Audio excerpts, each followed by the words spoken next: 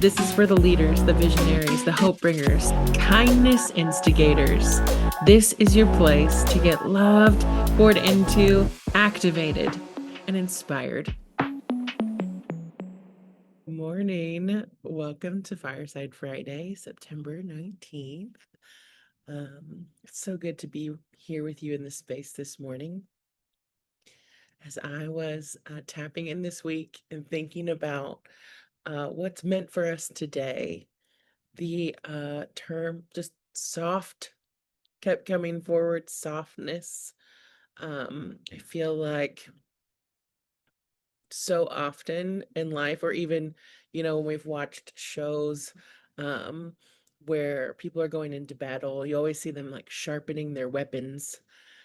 And it struck me, and it has struck me over the last couple years, about how much leadership is actually about softening instead of hardening. That so much of what I think we crave in our leaders and crave in ourselves has less to do with our sharp edges that kind of come back or bite. And instead, it's more around compassion, kindness, empathy, these things that I don't really know that we're taught to value on a level of leadership, but it's one that we crave. And we're in a season right now, very tumultuous, chaotic energy, a lot of things going on in the world and in our homes. There's a swirl that we might feel caught up in. And so today I want to sharpen you into softness and even sharp and soft, the juxtaposition. The invitation is to be softened, to be oh so soft. And again, that might feel abrasive to think about because it's not something that we have been encouraged to do or often rewarded for our softness, meekness, even in some of those terms that we associated with being soft or even going inward, some of those things that we may crave, but on a bigger level, I don't think we've been taught to embrace and also to slip ourselves inside of, so to speak.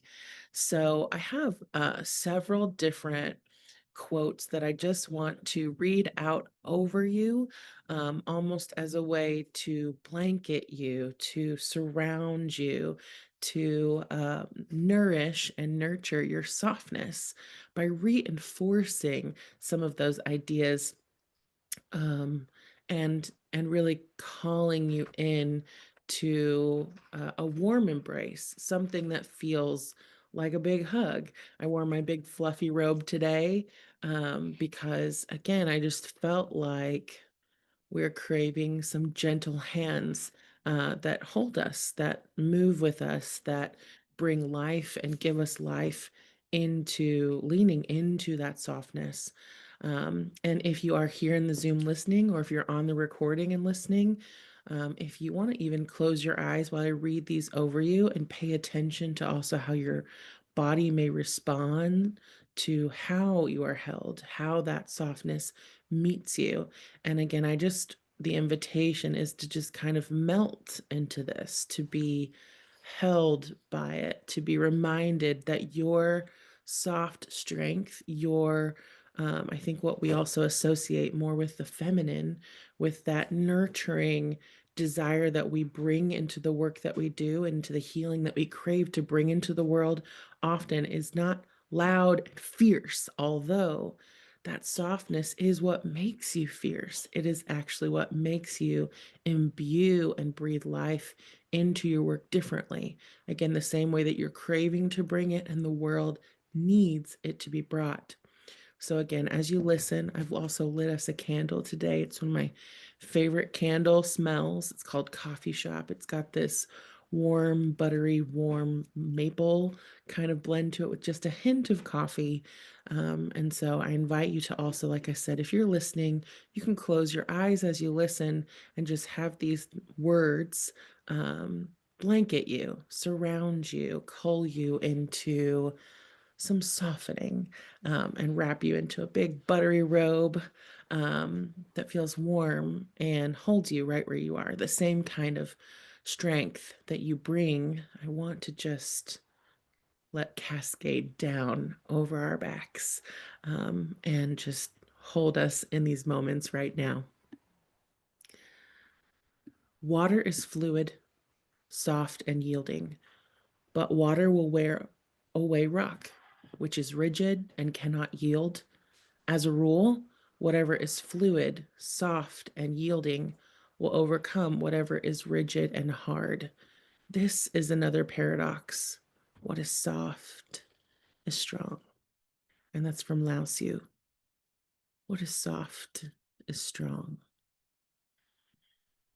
Your Soft Heart by Nikita Gill. You are still the child who gently places fallen baby birds back in their nests.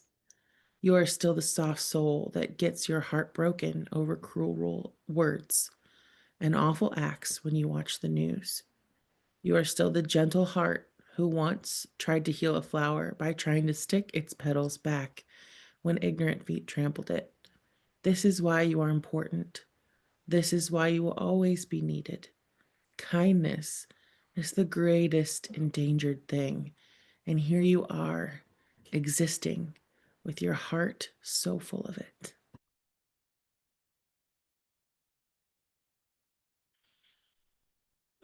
This is written by Elena Burnaby. Grandma, I'm tired, so tired of this life. Take your kindness, my girl, and wrap it around you like a blanket in the cold winter months. Fatigue comes to make a nest, to put on comfortable clothes, to sink into its warm embrace. I invite you to stay inside yourself. No force, no thoughts, no actions, like snow that covers everything to soften the world, to dampen it, to protect it from noise. Accept the flakes of your fatigue and let yourself be completely covered by them. I could die buried down there, said the girl. The grandmother said, instead, you will be reborn, just like a seed in the ground. Do not resist your fatigue. Do not reject it with 1,000 actions, 1,000 intentions, 1,000 guilt feelings. He just wants to take your hand and lead you to sinking into the void, right there where the source of all inner strength is. We were taught to be strong by resisting, but it's in the surrender where the true heroes come from. The girl said, I'm scared, Grandma. What if fatigue destroys me? The grandma said, my daughter, you're not afraid of getting tired, but of losing control of yourself. The time has come for you to give yourself to life and to beget with her the most wonderful children, the fruits of your soul.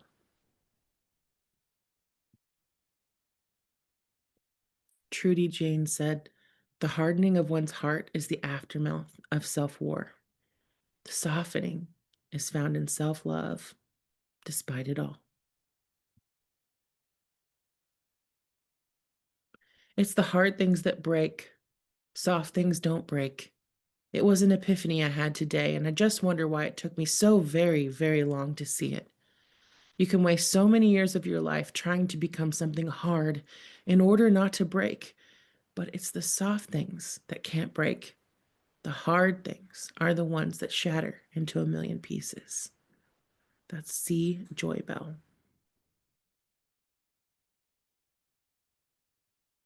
Tanya Hart says, I do not want to build an empire. I have no need for it. And the world has enough of them. I am building softness instead. A temple, a sanctuary, a mandir, a lush garden full of diverse life, healing. I am building something gentle to soothe the trail of dread, where empires place their waste, something closer to the beat of mother, closer to a wolf den.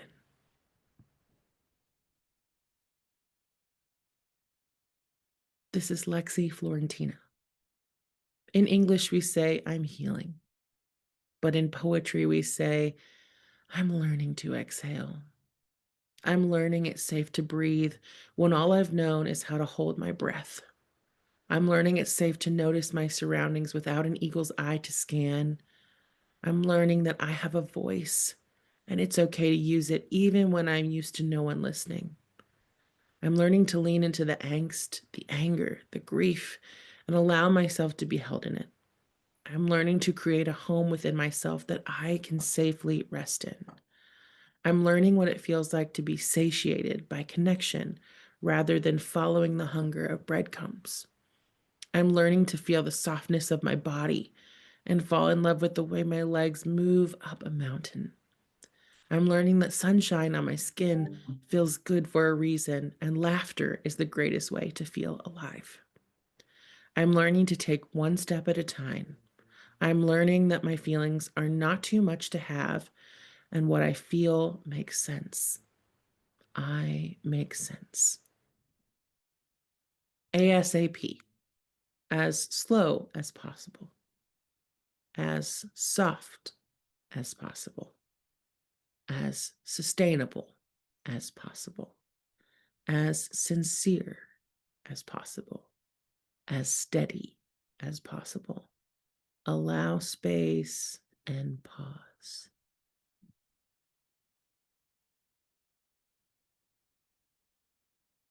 Laura Ding Edwards says, if the mountain seems too big today, then climb a hill instead. If morning brings you sadness, it's okay to stay in bed.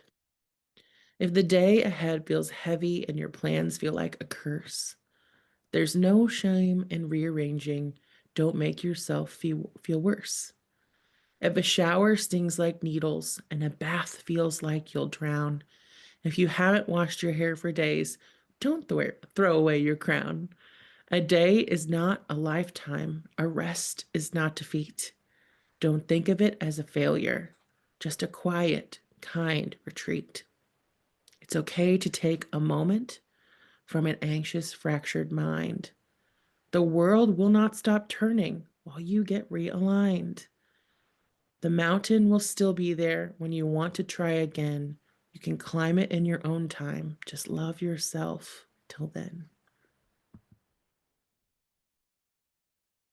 And I love this one too for our collective here because it is so resonant. The little girls who were told they were too sensitive are now the women teaching the world the power of empathy that comes from sensitive women rising. The little girls who were told they were too sensitive are now the women teaching the world the power of empathy. And your empathy deserves space and time and recognition and presence, which is exactly what we're giving that today, that slow acknowledgement of being with words that nourish and nurture our kind of love into the world.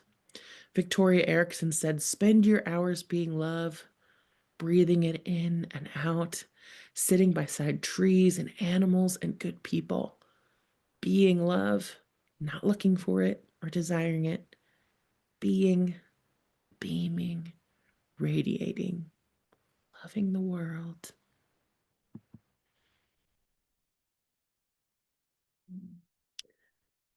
This poem was written by Christy Charchel. Before you were anything, before name or breath, you were love becoming form, not made, but woven in the hush of a womb, humming with the music of belonging, knitted from the yarn that holds the stars together, not separate from the holy, but one with it. And still this world forgets, teaches you to forget, to close, to carry the wound as if it was your name. But beloved, you are not the wound. You are the weaver. You are the thread. You are the divine. This is how we heal, not by striving, but softening into the truth of who we are. We are not broken. We are knitted from love, the very fabric of our being, every moment, every breath. If we can only remember. Remember your softness, for it is your strength.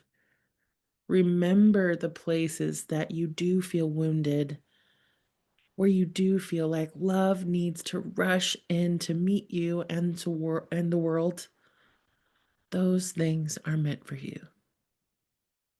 And you are meant to lead as a woman in the ways that you crave, in the softness, in the richness of the slowing down, of the exhale. You don't have to hold it all together. You were never meant to. Your softness is part of what makes you beautiful. Your empathy, your kindness, your compassion. Take time to be in a buttery robe, held in this place, to know that you are the divine love that you seek, that you want to bring, but that requires presence, space, time, listening, and allowing. Please allow your softness to come through you and experience it with and for you, to be held, to be known, to be loved. We allow these things first, and then we can bring them into our work, into the world, into the moments that we want to so rich with meaning, being part of a great cosmic uh, dialogue that we're always in and inside of. You are held, you are known, you are loved. Thank you for your soft leadership. It is truly what changes the world. I'll see you next week.